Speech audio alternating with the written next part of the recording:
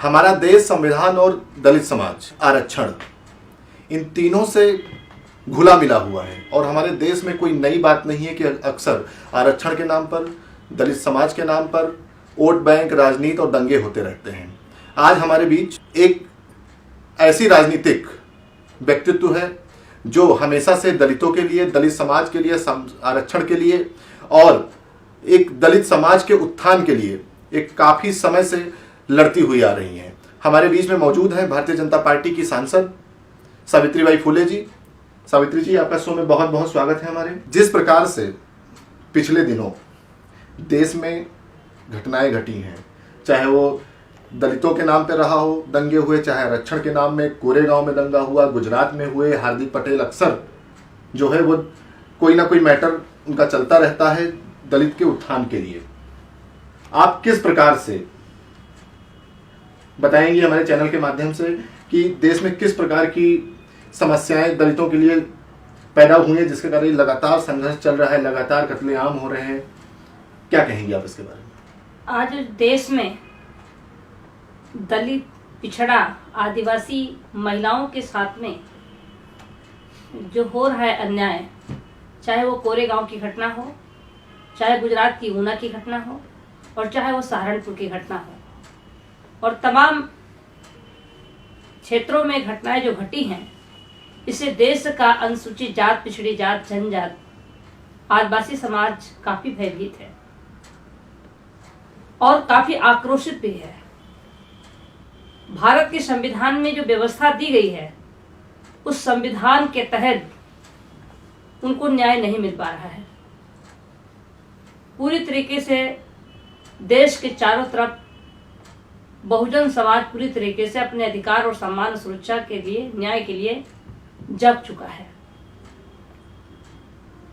मैं सांसद हूं और सांसद होने के नाते मेरी भी जिम्मेदारी बनती है कि देश के आदिवासी, मूल निवासी, अनुसूचित जात, जनजात, पिछड़े जाति के साथ जो अन्याय हो रहा है, इस समस्याओं को मैं लोकसभा में भी उठाया है और 6 दिसंबर को बहराइच में भारतीय बाबा साहब डॉक्टर भीमराव अंबेडकर जी के परिनिर्वाण दिवस पर प्रतिमा स्थापित करके मैंने शपथ ली है कि भारत के संविधान में अगर आरक्षण की व्यवस्था नहीं होता तो हम सांसद बन करके और लोकसभा में मुझे पहुंचने का अवसर नहीं मिलता।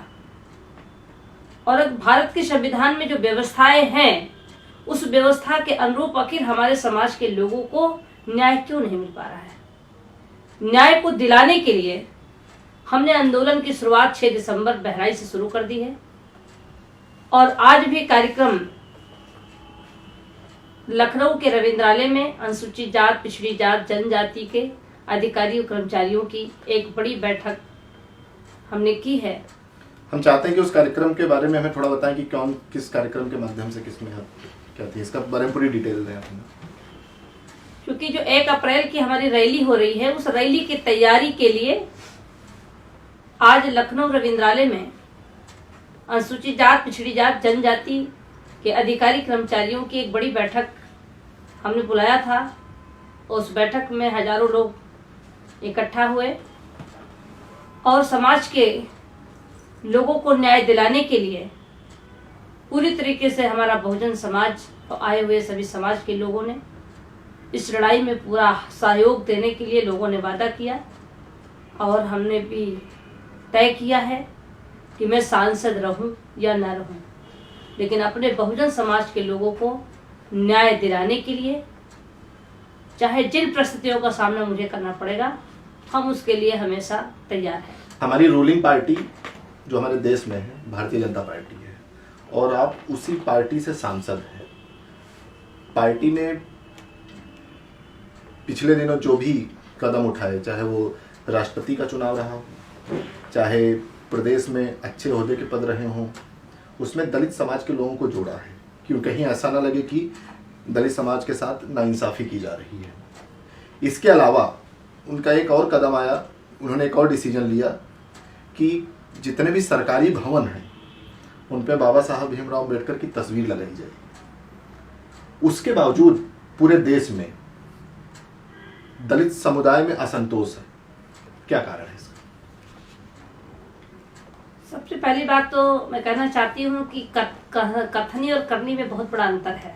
हम जो आखिर कह रहे हैं तो हो क्यों नहीं रहा है। कोर्ट का भी आदेश है और सरकार ने भी फरमान जारी किया, इसके बावजूद भी पूरे भारत में, पूरे उत्तर प्रदेश में किसी भी ऑफिसों में बाबा साहब की मूर्ति, आखिर बाबा साहब की फोटो आखिर में क्यों नहीं लगाया गया। तो ये तो केवल कहा जाता है कि हम बाबा साहब की प्रतिमा लगाओ, इसलिए कि दलित और पिछड़ा आदिवासी और बाबा साहब के अनुयायी लोग खुश हो जाएंगे और हमें सपोर्ट करेंगे। लेकिन कहने से काम नहीं चलेगा जब उसका अक्षरशः पालन जब तक नहीं होगा, और पालन नहीं किया जा रहा है। और जो आज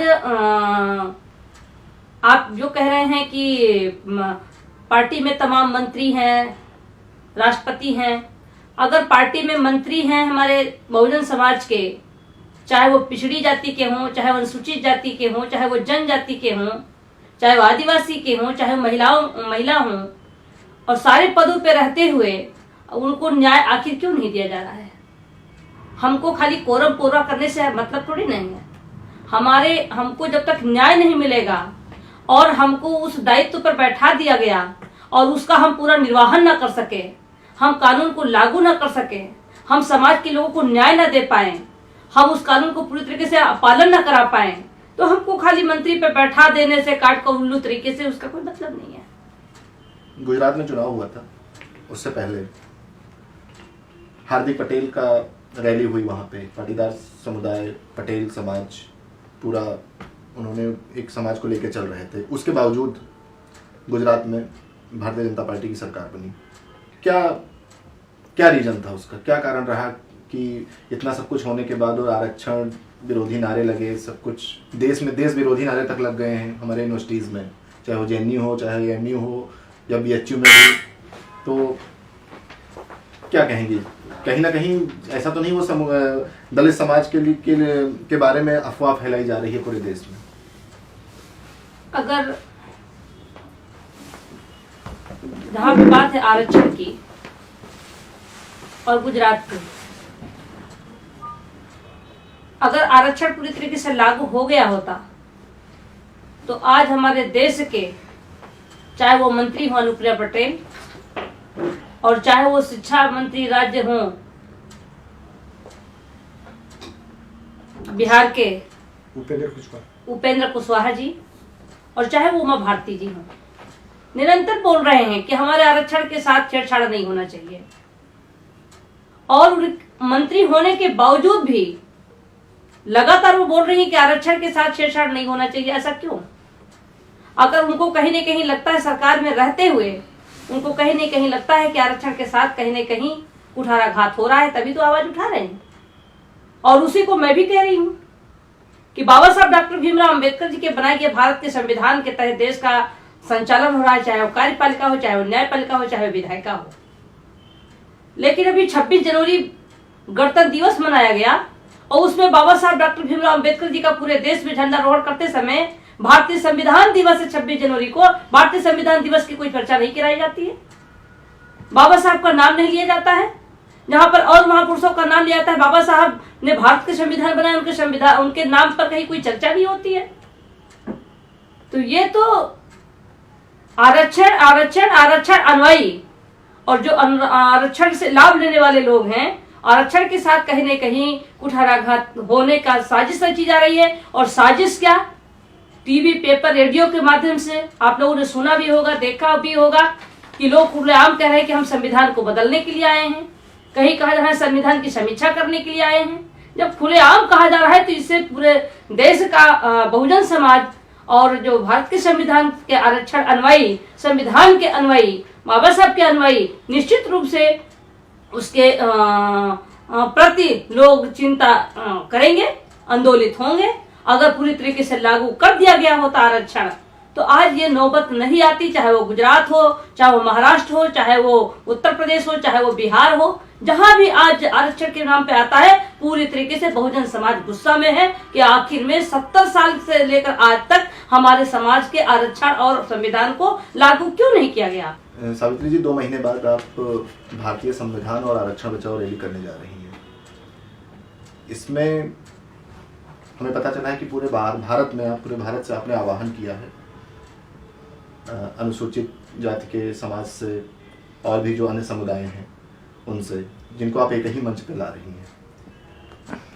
इसकी क्या रूपरेखा है, क्या उद्देश्य है इस रैली को जो 1 अप्रैल को होने जा रही है? क्योंकि आप लोगों ने सुना होगा कि लगातार आरक्षण पर कहीं न कहीं कुछ न कुछ लोगों का टिप्पणी होती जा रही है, लोग कुछ न कुछ बोलते जा रहे हैं। इससे पूरे देश के बहुजन समाज अपने आरक्षण अधिकार और संविधान के प्रति चिंतित हैं। और मैंने भी लोकसभा में बाबा साहब डॉक्टर भीमराव अम्बेडकर जी के बनाए गए भारत के संविधान को लागू कराने के लिए मैंने लोकसभा में मांग किया है। और 6 दिसंबर को बहराइच में मैंने आंदोलन की शुरुआत कर दी है।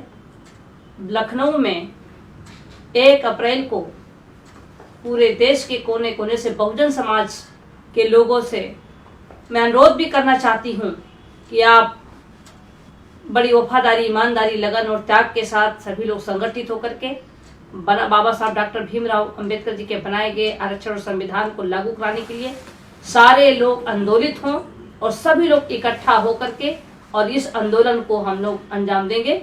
और तब तक हम नहीं रुकेंगे जब तक भारत का संविधान आरक्षण पूरी तरीके से लागू नहीं हो जाता है, तब तक हम इस आंदोलन को पूरे देश के कोने कोने में ले जाएंगे और अपने बहुजन समाज को जगा करके अपना अधिकार के प्रति हम सबको जागरूक करने का काम करेंगे। सावित्री जी, आपके आंदोलन के लिए आपको बहुत बहुत बधाई और हम आपको शुभकामनाएं भी देंगे कि आपका जो आंदोलन हो सफल हो।